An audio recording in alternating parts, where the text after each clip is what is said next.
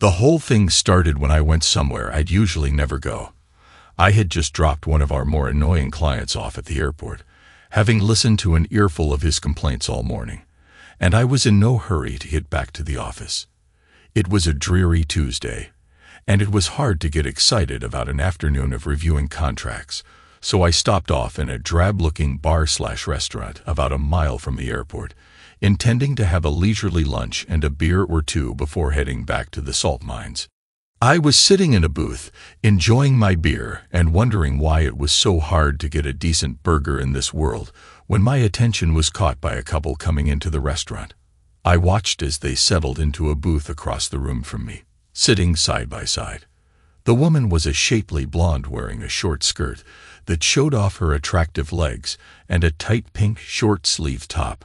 Her companion looked like a thug wanted who couldn't quite pull it off. He was wearing jeans and a black leather jacket, but he was too skinny for the outfit, and he couldn't really manage the swagger he was attempting. You will understand my high degree of interest in this happy couple when I add that the woman was Shelley, my sister-in-law, and the guy with her was definitely not her husband, my brother Dave. Worse still, they were clearly not just casual acquaintances. They ordered drinks from the waitress, and were immediately all over one another, necking unrestrainedly in the booth. As I watched in shock, the guy slid one hand up her thigh until it disappeared under the short skirt. Shelley broke their kiss and let her head fall back against the back of the booth, sighing. The question wasn't whether I was going to do something about this. That was a given. The question was whether I would be able to restrain myself from confronting them right here in the restaurant. I'd never liked Shelley. I didn't like her when my brother started dating her, and I was pessimistic when he fell head over heels in love with her and announced after just 4 months that they were getting married. Dave was just 23, and I was sure he had no idea what he was getting into, but there was simply no way of telling him that. Shelley was the moon and stars to him. To me, she was a pretty, cheerful, somewhat shallow, and selfish girl, not nearly as smart or as interesting as Dave himself. She was bubbly and vivacious, which my fun-loving brother adored, and it seemed to me that they both had the same favorite person, Shelley herself. He would do anything for her, and that's how she liked it. To my pleasant surprise, the first 3 years of their marriage seemed to have been very happy, but the scene playing out 30 feet from me suggested that the happy days were over. The guy she was with now had his other hand on Shelley's waist and was kissing her neck as he worked her over. Her eyes were closed, so she didn't see me approach and was startled, to say the least, when I sat down across the table from them and said, "Well, hello Shelley, what a nice surprise." It was comical, actually. Her eyes popped open, and her boyfriend pulled his hands off her and spun around to look at me. Her face was momentarily startled, then stunned, then truly shocked. Her jaw dropped, and she froze, staring blankly at me. His face held the same startled look for a moment, then turned annoyed. Before he could speak, I went on cordially, "How have you been? How's Dave?" Then, turning to the guy and extending my hand, I said, "My name is Will. I'm Shelley's brother-in-law, her husband's brother." His eyes went wide. He sat frozen, ignoring my hand. Shelley began to recover herself a little, babbling, "Will, what a nice surprise. This is Robbie. He's a friend from, an old friend." "You had your hands all over her, Robbie?" I asked, still smiling in a friendly way. "It looks like you were really getting her going." At this, Shelley gasped. Apparently, she'd been hoping I hadn't seen what they'd been up to. Robbie suddenly jumped up, mumbled, "I gotta go," and without even a glance back at Shelley, walked swiftly out of the restaurant. "Seems like a nice guy," I said casually to Shelley. "Why'd he leave so suddenly?" Inside, I was absolutely icy with rage. My brother adored this woman, would do anything for her, and this was how she treated him. Messing around with some lowlife with greasy hair and a bad Matt Dillon mustache. Shelley looked terrified. Her face was white. "Will, I think you must have gotten the wrong idea. We were just..." Her voice trailed off. She had no idea how to end that sentence. I watched her for a minute before I spoke. "You lousy cheating." I kept my voice down, but my fury was very obvious. "Dave adored you, gives you everything you could ever ask for, but that's not enough for you, is it? You've got to go messing around behind his back with sleazy jerks like this guy. How long has this been going on? Huh? How many other guys are you seeing? What do you think Dave will think about all this?" "No, Will, please." She grabbed my hand and clutched it desperately. "Please, please. You can't tell them. Please, I'll do anything." I just looked at her. Not tell him. Not tell my only brother that his wife was cheating on him. Shelley was either not thinking clearly or too stunned to realize the situation. Dave was my best friend and had been since we were kids. I'd do anything for him. And even Shelley had to realize that. I pulled my hand free of hers. "Why shouldn't I tell them? Doesn't he deserve to know who he's really married to?" Her eyes were wild, and I could see her thinking frantically. "Listen, Will, you can't tell him. He'll be so hurt. Will, if you promise you won't tell him." I sat back with a smile. This should be good. What was she going to offer in return? To make things worse. Shelley seemed to decide something, and her expression changed. "Will, if you promise not to tell Dave, I'll tell you the whole story about Anne. She's doing it too. She's been cheating on you." I laughed out loud. "That's good, Shelley. I wondered what you'd come up with, but I never thought it would be anything as far-fetched as that. I'll give you credit for imagination." Shelley just looked at me steadily. "I'm not kidding, Will. She's been seeing this guy from the health club for at least a couple of weeks now." Her certainty rattled me a little, but I knew it was impossible. Anne and I had been together since our sophomore year at Kenyon College. We moved in together after graduation and got married a year later. That made 7 happy years of marriage and 10 years together in total. She was devoted to me. She was sensible, kind, thoughtful, and the most honest person I knew. And she loved me. I was sure of it, as sure as I was of my own love for her. Shelley leaned forward.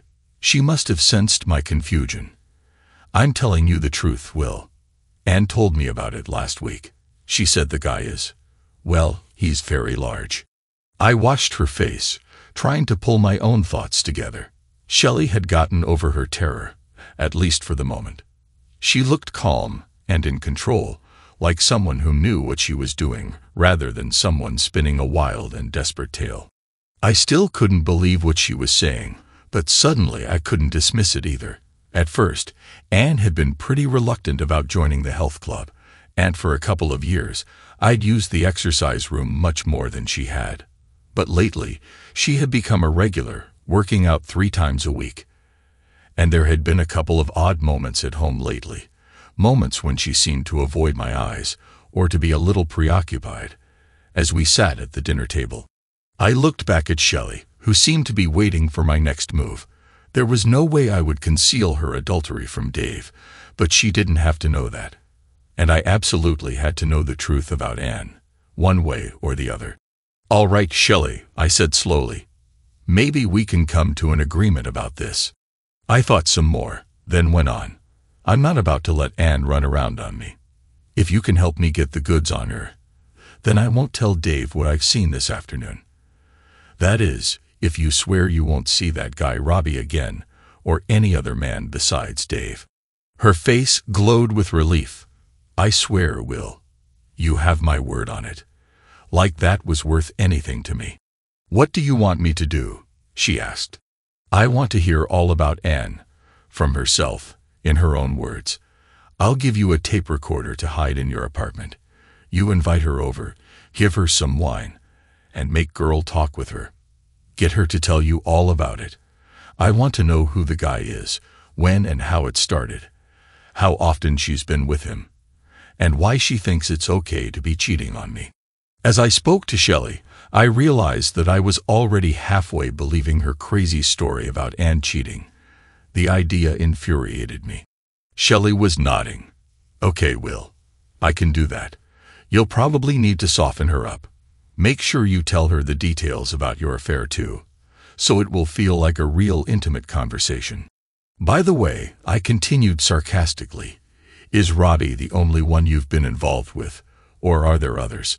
He's the only one, she said quickly, flushing, and I didn't believe her for a minute. 20 minutes later, I was driving back to the office, thinking grim thoughts about the end of Dave's marriage and the possible end of mine. You might think my first call would have been to Dave to tell him what I'd seen Shelley doing, but I knew I couldn't do it. I had always been the steady older brother, and Dave the charming and outgoing younger one. He had lots of girlfriends in high school and college, though none of them lasted long because he had no shyness and could talk to anybody. One of his college roommates once said that Dave could talk the pants off a snake. It actually makes no sense when you think about it, but we all knew what he meant. But for some reason, when Dave met Shelley, everything changed. Instead of being the charming, confident guy who had women pursuing him, he became the love-struck schoolboy. Within a month or two, Shelley had Dave completely mesmerized. He was determined to marry her, and no one could even attempt to talk him out of it. Dave absolutely worshipped Shelley. To him, she could do no wrong. I'd once made the mistake of mildly criticizing her about a tactless remark she'd made to her mom. He blew up and wouldn't talk to me for a week, so I knew I couldn't speak to Dave until I had the tape. He simply wouldn't believe she was cheating unless he heard the words from her own lips. I realized that I was hoping against hope that somehow Shelley was just lying or wrong, that Anne was faithful to me, but it seemed less and less likely.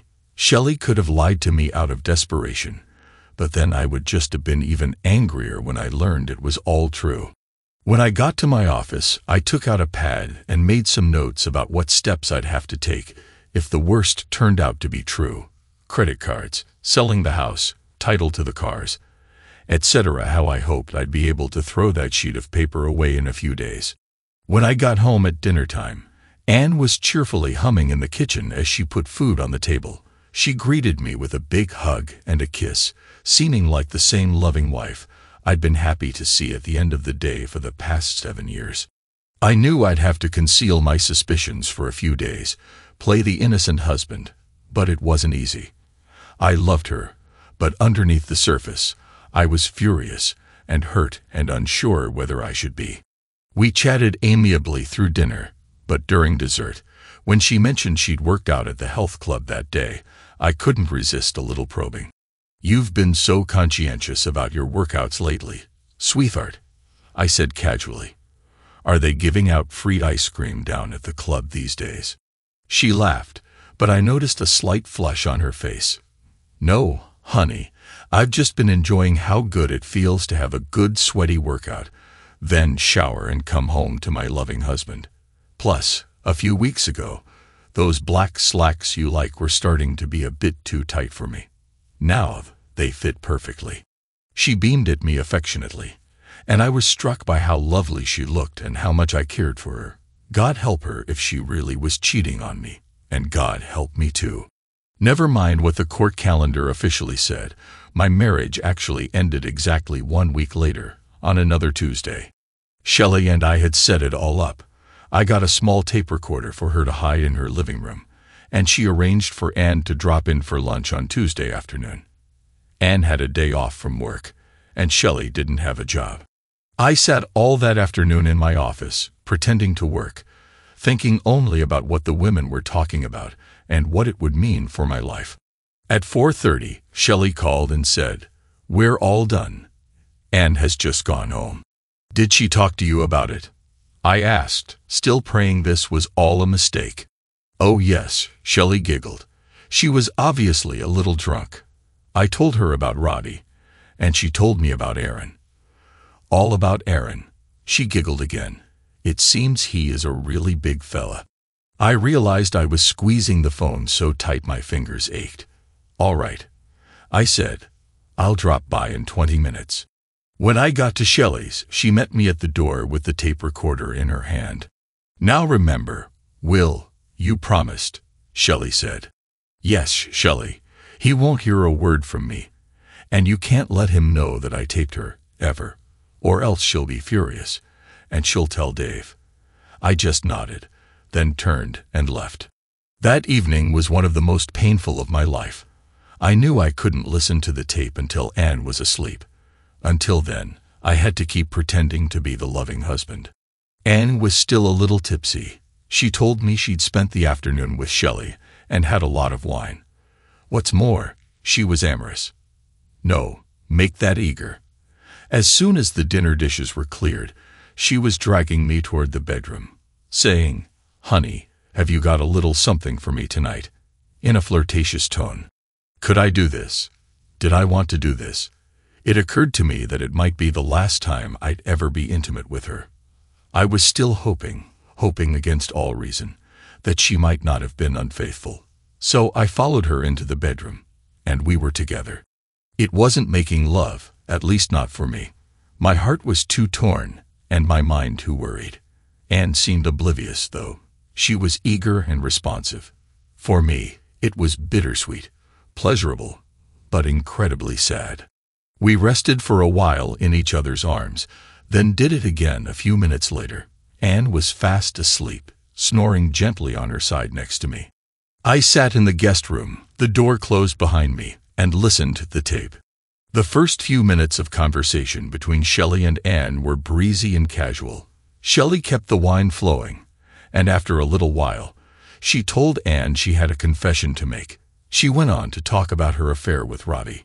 It was quite clear that Anne knew about the affair already. Shelley was just giving her the juicy details to soften her up. In fact, Shelley did her job beautifully. She even confessed with a laugh that Robbie was just the latest, not the best. There had been a guy named Ellis, but unfortunately, he'd moved out of town. Anne giggled and pretended to be shocked, but she seemed to be enjoying the story. Listening to the story didn't have much effect on me.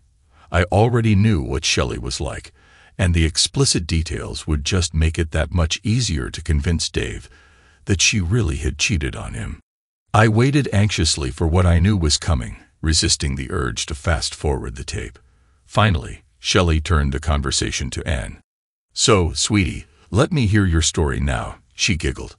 "All you've told me is that you met him at the health club, and that he's, well endowed."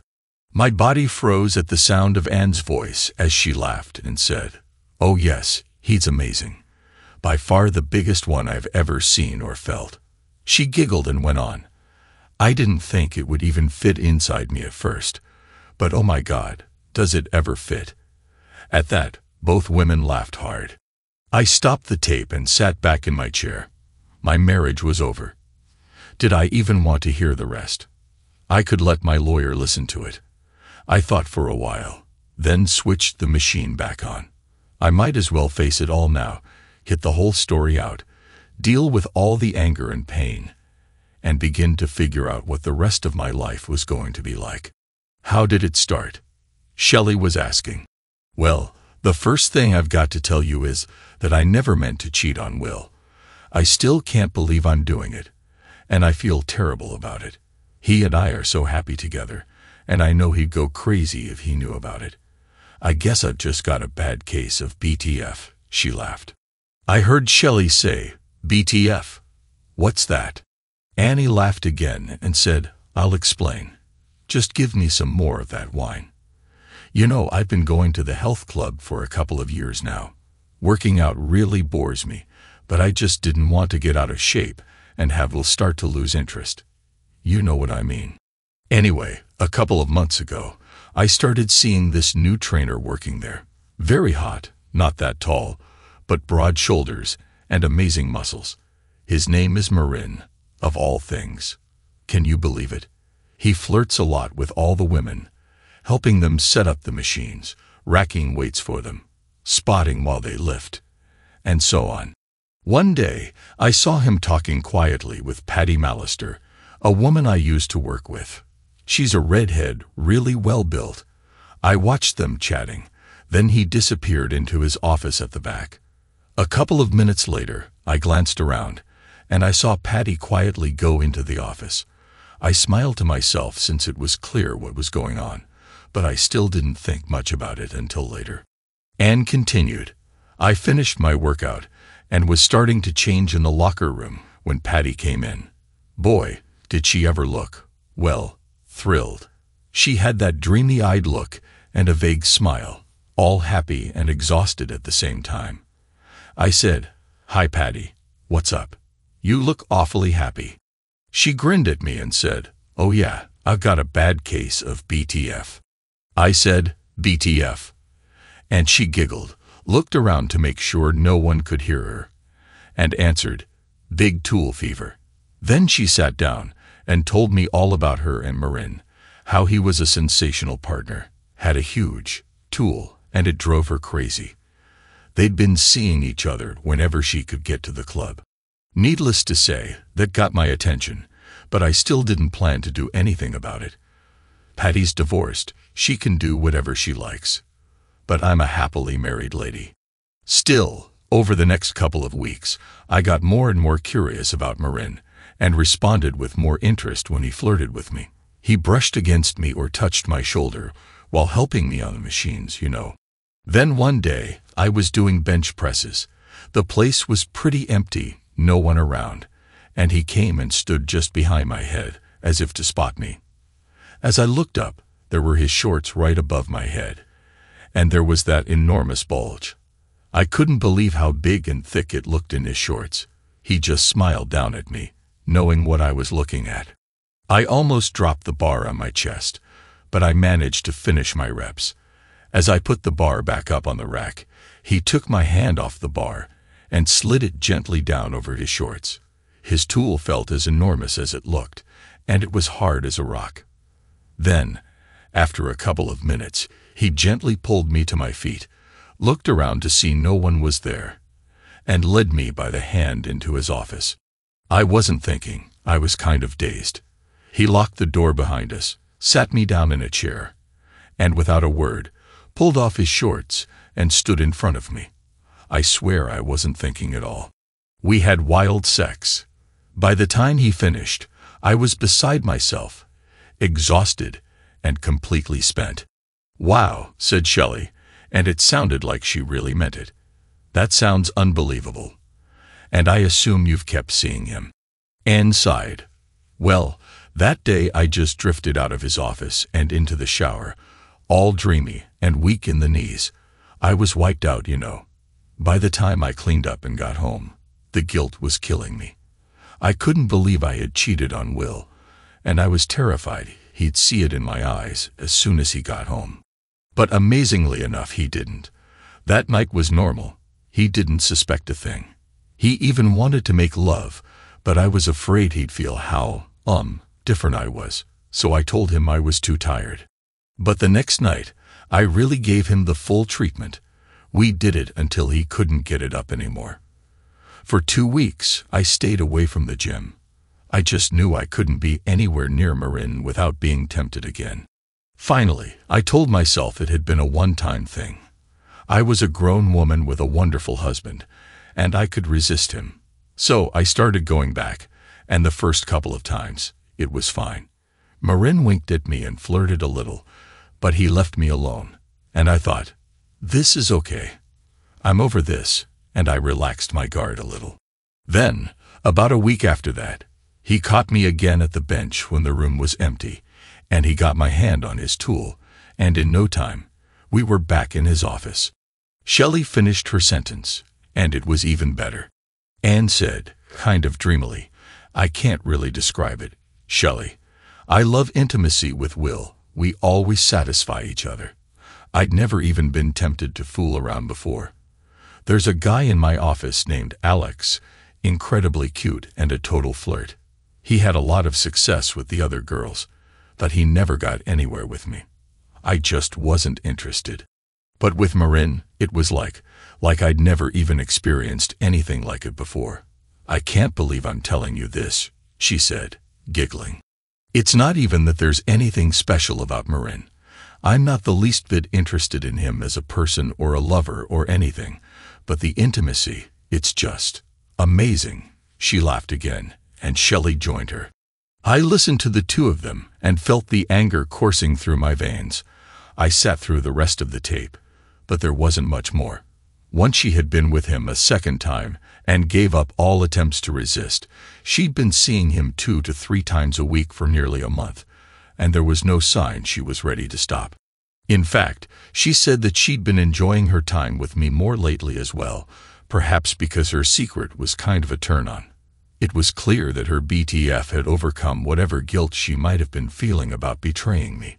The love of her life, her husband of 7 years, the man who was completely devoted to her, and who still remembered what forsaking all others was supposed to mean. It took a while to think through my plans, and it was 2:30 a.m. by the time I went to sleep in the guest room.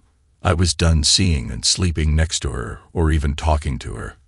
I slipped into the bedroom and got clothes for the next day without waking her. At 6:30 a.m., I was up and out the door.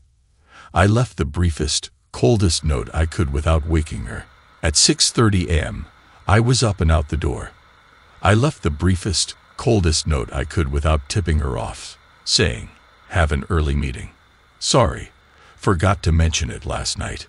At the office, I made 2 copies of the tape, and by 8:30, I was on the phone.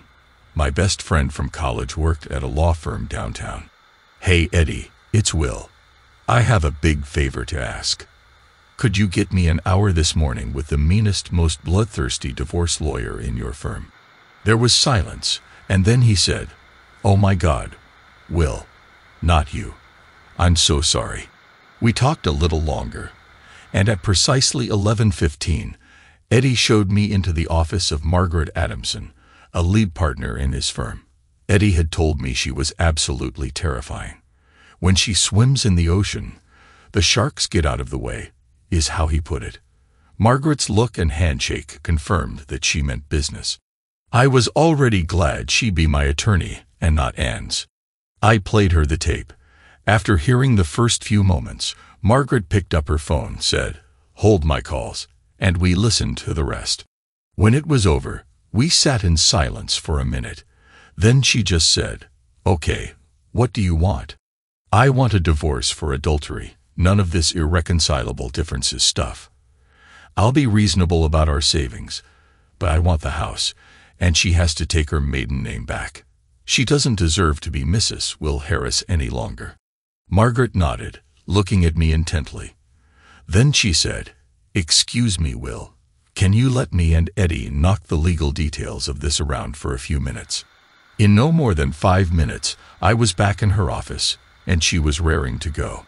"The divorce is easy, and there's no way she will refuse your terms. Now you should know that the tape will be inadmissible since she didn't know about it. Oh, by the way, Will, your sister-in-law, you said she will testify that it's authentic if necessary." "I guess this is where it gets complicated," I said, and explained about Shelley cheating on my brother, her offer to me, and what was on the first part of the tape. "I haven't told my brother yet, but I have to. He's going to be as devastated as I am, and I can't keep it from him. In fact," I said with an ironic smile, "I wonder, Margaret, whether you consider handling his divorce as well." She just looked at Eddie, then back at me. "Let's start by hearing your sister-in-law's part of the tape." I played it for them, and then Margaret and Eddie huddled again without me for a few minutes.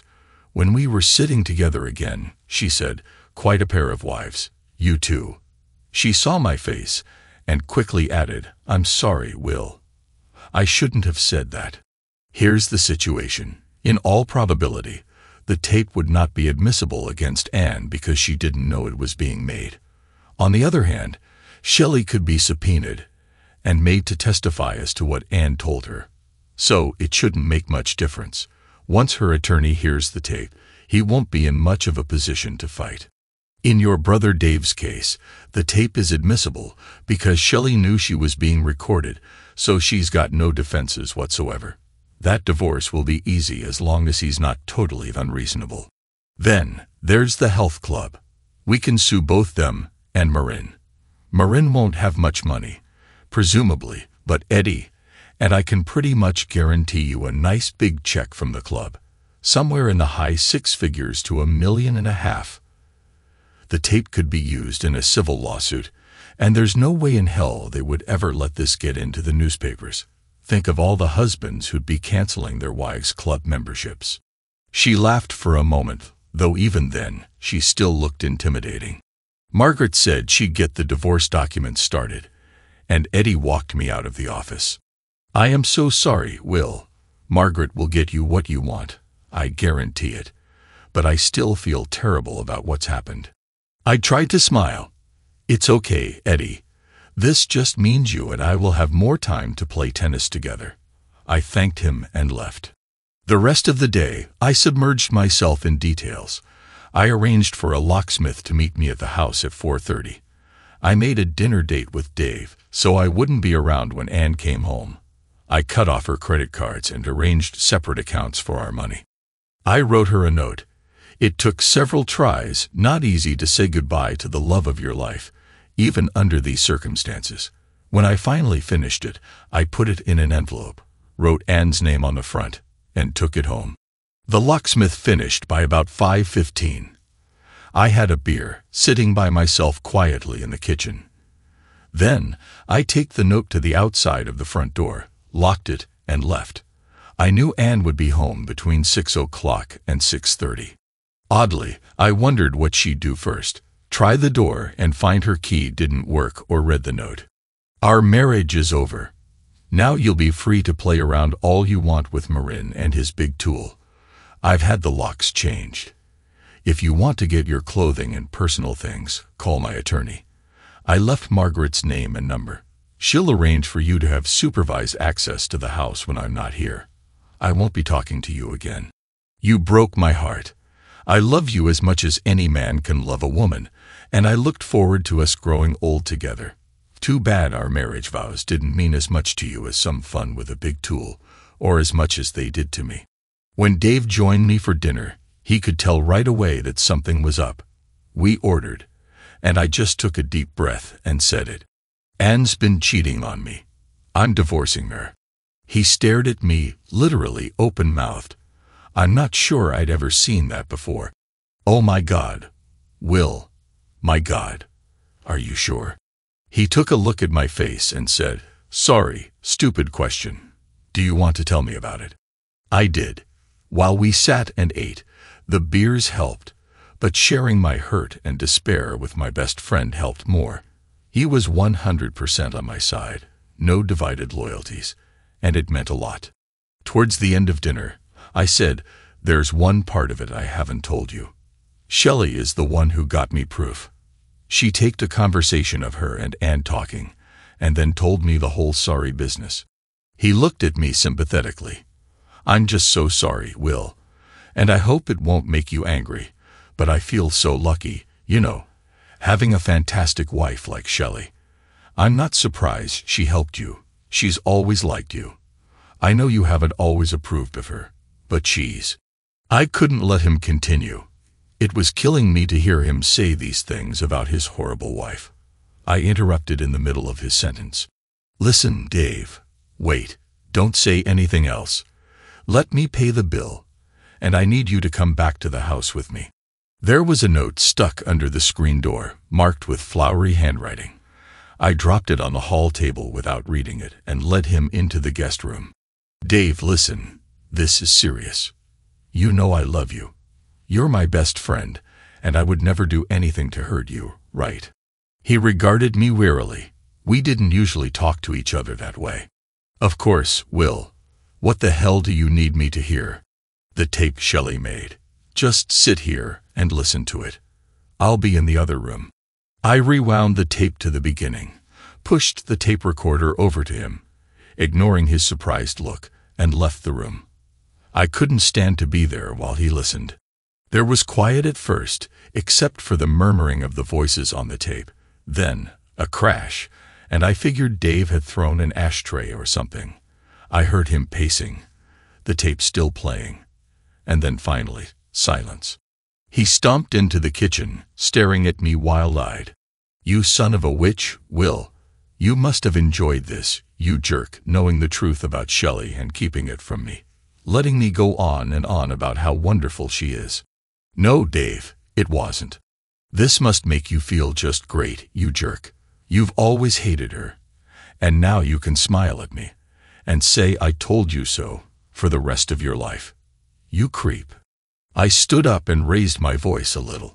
Dave, what did I just find out about? You think I'm having such a great day? I glared at him, and gradually his face relaxed. I saw his shoulders sag, and he unclenched his fists. He sat down at the table looking like an old man. I'm sorry, Will, he said finally. I know you're hurting, just like I am. It's just, you obviously knew about this. Why didn't you tell me? Dave, I said as gently as I could, you know how you are about Shelley. You would never have believed me. Remember that fight we had when I criticized something she'd said to Mom? I found out about Shelley a week ago, and I knew that I couldn't possibly tell you. You had to hear it for yourself. I only got the tape from her yesterday. The two of us emptied a few beer bottles while I told Dave the whole story.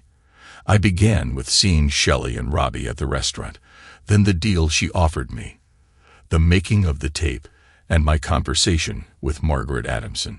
She's handling my divorce, and she'll be happy to represent you too if you want.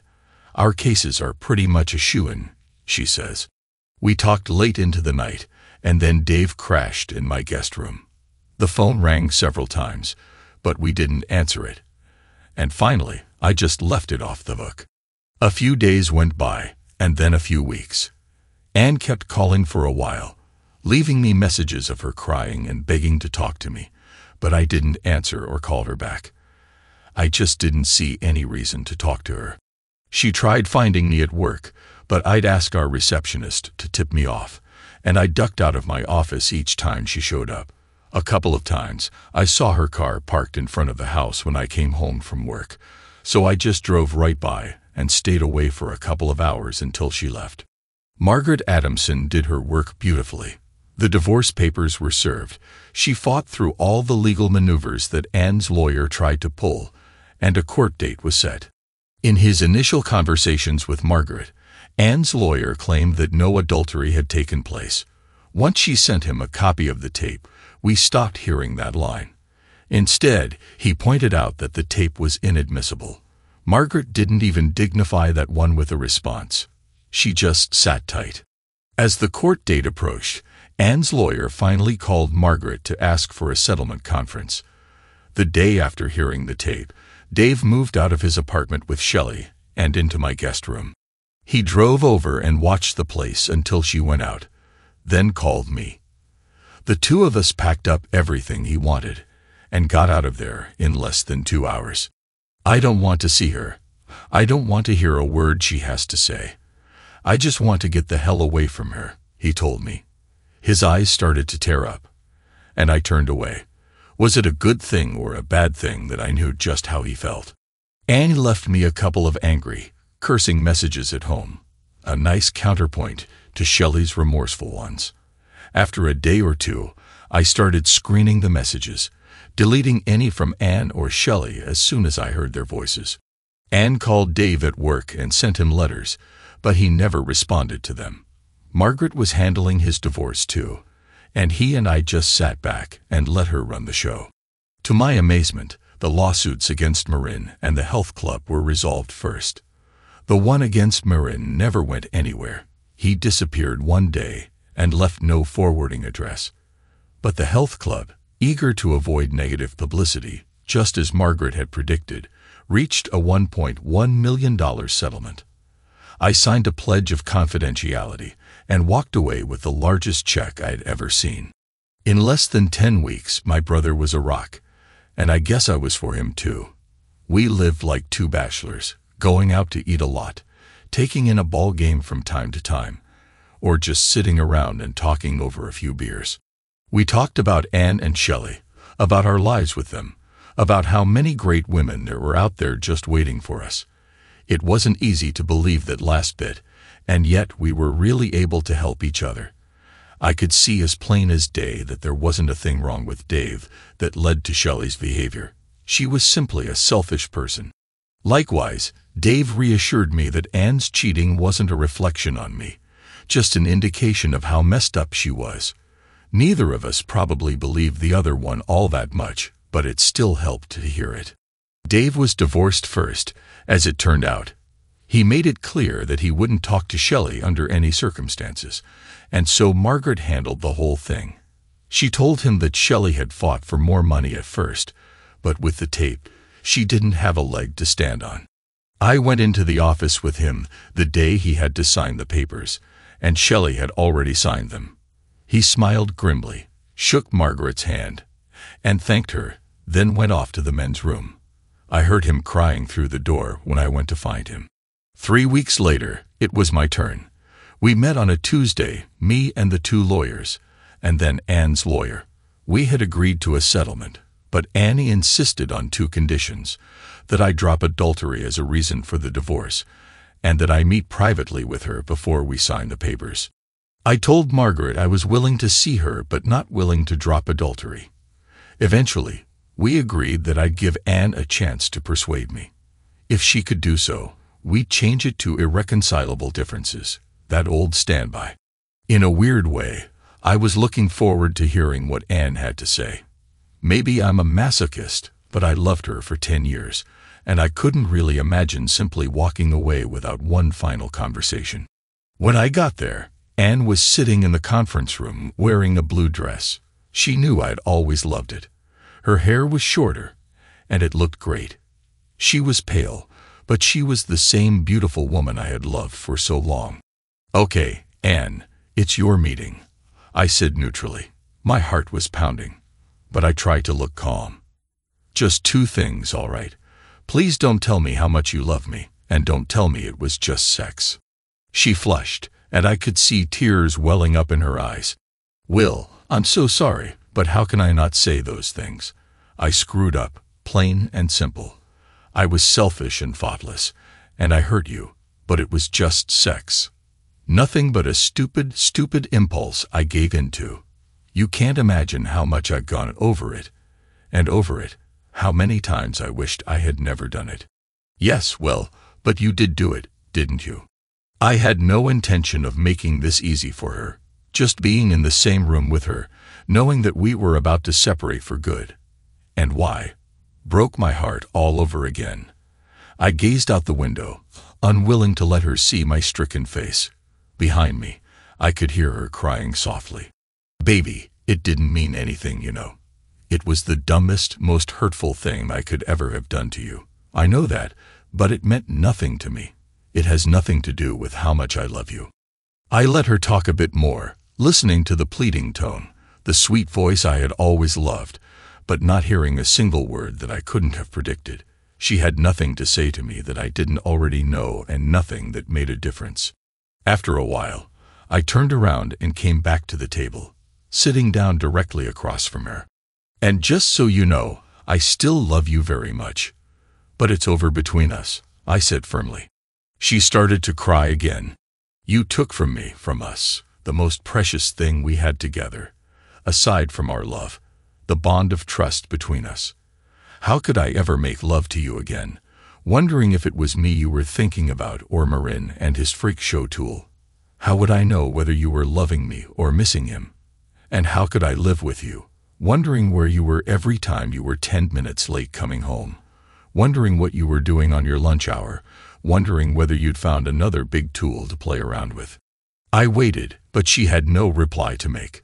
Finally, between sobs, she said, "Please, baby, please. Couldn't you give me one more chance? I'll give you a few minutes to think about this one. What if I had met some bimbo with fantastic, well, big curves, and started messing around with her on the side for a few weeks? Nobody I liked or respected. Just a sexy girl who was a fantastic fling who gave me a degree of pure physical pleasure that I never got from you. And then you found out about it. Could you stay with me? Could you get past the feelings of hurt, the sense of total betrayal? Could you overcome the doubts you have about your own attractiveness, the fears that you weren't ever going to be the one I really wanted?" She looked up at me with the saddest eyes I had ever seen. "Well, I don't have to think about it. I've thought about it for weeks now. Could I forgive you? Could I take you back if it were the other way around?" And the answer is no, I couldn't. I just couldn't handle those feelings. I know that.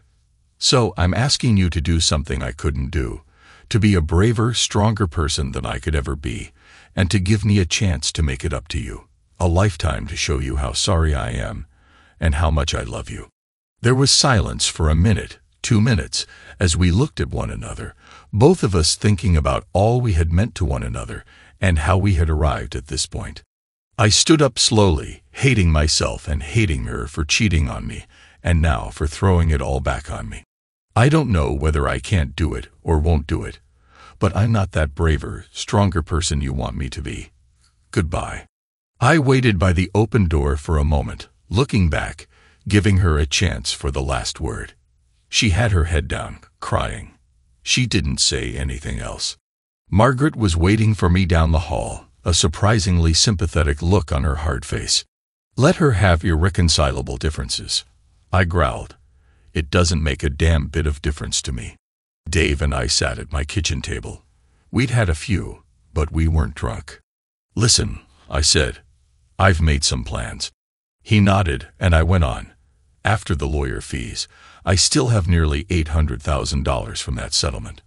I've invested all but $50,000 in some nice, safe places, so there will be a lovely nest egg for when we're old and feeble.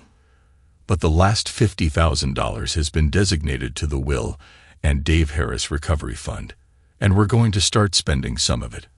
I've rented us a 4-week stay at a 2-bedroom condo in Cancun, starting 2 weeks from now. Go tell your office you're taking some time off.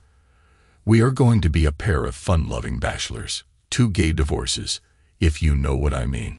He just raised an eyebrow, and I laughed. No, I mean cheerful. We've done enough moping around, telling each other how badly we've been screwed over. Cancun was a blast, or at least as much of one as it can be for 2 guys recovering from broken hearts. We got a lot of sun, played a lot of tennis, swam a lot, and drank a lot, though we kept each other from going off the deep end. With each passing day, we got a little tanner, a little fitter, and slightly further from the nightmare we had just lived through. And let me say, God bless my charismatic and charming brother. Despite the blow to his self-confidence that Shelley had laid on him, he got his old groove back, and we had a lot of female companionship, his favorite stunt, and damned if it didn't succeed 75% of the time, was to spot 2 attractive women sitting together. He'd drag me straight over to their table, smile winningly, and say, "Pardon me, ladies, I'm sure you wouldn't be comfortable letting a stranger buy you a drink, so let me introduce my brother, Will Harris." Then it was up to me, the shy one, to say, "Delighted to meet you both. This is my brother, Dave Harris." Then he would step back and say, "Glad that's taken care of. Now, may we buy you a drink?" By this time, the women were usually at least grinning, if not laughing, and we'd mostly find ourselves with female companionship for the evening. Sometimes, the companionship lasted until breakfast. After all, unattached women in Cancun were as eager for fun as we were. I had maybe 6 different women in my bed over those 4 weeks, and I imagine Dave's number was a little higher. Mostly, it was fun, just laughter and pleasure in keeping it light. The first couple of times I made love to a woman, I was tentative, distracted by thoughts of Marin and his huge tool. Even though both he and I were thousands of miles away, it was hard to compete with what I knew he had done to her.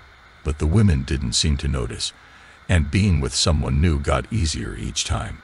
One-night stands may not be for everyone, or for every stage in a person's life, but they seemed to be what Dave and I needed.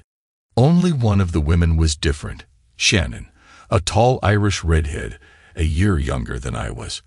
We did all the same things, had some drinks, laughed a lot, went for dinner, did some dancing, and then back to my place to bed. She was attractive and responsive, as eager to be with me as I was to be with her. We had a lot of fun. When it got different was later, around 3 a.m. for some reason. I woke up and just lay in bed, Shannon softly breathing beside me. Thoughts of Anne filled my head, and all that we had had together, and how it had been taken from me. I started crying very quietly, and before I knew it, Shannon was kneeling beside me, holding me in her arms, saying, "Let it out, "Baby, it's okay." I was embarrassed, but I couldn't stop. She kept soothing me. And finally, in response to her urgings, I told her the whole story. By the time I was done, the sun was rising. We shuffled into the kitchen, and I made breakfast for us while she told me her own story. Also a divorce, no cheating, just a husband who grew ever more distant and career-oriented until there was just no marriage left. She'd been on her own for nearly 2 years. After we ate, we found our way back to the bedroom without a word spoken and made love. The night before had been fun, exciting, and friendly, but just physical. This time, we looked into each other's eyes, murmured tenderly to one another, and found a very different level of intimacy. My one-night stand with Shannon turned into 4 wonderful nights. In the afternoon, she left. My brother Dave was a little worried about me, I think. "Come on, bro. Time to meet some new ladies," he urged. "That one was special," I said quietly. "I believe you," he said. "I liked her too. But she's gone home now, Will, and we have 10 more days to spend down here. I'm not ready to stop having fun yet." He dragged me off to the tennis court, then the pool, and by that evening, we were chatting with 2 secretaries from San Francisco on their very first trip outside the United States. That night, they slept in their own hotel room. But the next afternoon, Barbara joined me in my room for her first ever experience on foreign soil. Dave and I went out for dinner at a steak place we both liked. It had been 8 months since Cancun. Dave had long since found a terrific apartment he liked, but we still spent a lot of time together. Just after we ordered, Dave leaned forward and said quietly, "Don't turn around, okay?" Across the room, 2 couples have just sat down. One of them is Anne. I was glad for the warning. My heart was suddenly thumping, and I wouldn't have wanted my reaction to show. I waited a few seconds, then casually turned and looked across the dance floor. Anne had spotted us already, and was looking steadily over at me. I gave her a friendly, non-committal smile and a wave, and she smiled back at me. Then I forced myself to turn around and chat some more with my brother. "Is this the first time you've seen her since the divorce?" he asked. I nodded. I didn't think I'd have this much of a reaction, but I guess the surprise has something to do with it. "Just do me a favor," I said. "Let's enjoy our dinner. Don't tell me anything about what she's doing over there, how she looks. I don't want to know." "That's fine, Will," he replied, and launched into a funny story about a coworker who'd been flirting with him for a couple of weeks. He wasn't terribly interested in her, but was enjoying the game. We were sitting over our coffees, idly watching the dancing couples, when I felt a hand on my shoulder, and that familiar voice said, "How are you, Will?" I stood up and looked into Anne's eyes, her smiling face. "Hello again," I managed, again taken by surprise. "How about a dance for old time's sake?" she asked. "Of course. I'd be delighted," I said. I felt how good she felt in my arms, how beautiful she looked, and how much I remembered happier times with her. We talked about our jobs, the weather, and nothing of consequence. Then we fell silent. I was lost in the sensations of having her in my arms again, remembering all the times we had danced together and how we wouldn't be doing that anymore. Towards the end of the dance, Anne pulled back enough to look into my eyes. "How are you, Will? Really?" I wanted to be honest, though I certainly didn't owe her anything. "I'm all right. Pretty good, I guess. Some days are better than others. Seeing you tonight, dancing with you, it's very powerful. I didn't know I would feel this much." She looked at me very seriously. "Well, I'm not so all right. I miss you every day. I don't think you can imagine what being in your arms again does to me." I didn't know how to respond, so I was silent. The last chords of the music sounded, but she wasn't ready to let me go. "Have you ever wondered if you made the right decision, Will?" "I'll be completely honest, Anne. Okay, I still think about you and me all the time, but I usually don't get much past wondering why you made the wrong decision." When I dropped Dave off, he said, "Are you sure you're okay, Will?" I sighed. Yeah, it was a shock, but it was bound to happen sooner or later. This isn't such a big town. Are we still on for tennis after work tomorrow? Dave said yes, and I headed home. I stood in the dark bedroom and undressed as quietly as I could. But when I climbed into bed, Shannon rolled over towards me. How was the evening with Dave? It was nice. Strange, actually. Maybe it was a good thing you were tired tonight, because I ran into Anne at the restaurant. Probably just as well I didn't come. I might have scratched her eyes out. Do me a favor, okay, Shannon. Could you just hold me for a few minutes? I saw her loving smile, her teeth white in the darkness. I'll do better than that, baby. Come on over here and let me make it all better. I smelled her delicious scent as we embraced and felt her gentle kisses along the side of my neck. Thanks to everyone who took the time to listen to today's stories. If you enjoyed it, please consider liking and subscribing if you haven't already. Feel free to share your thoughts on the events in the comments below. Take care.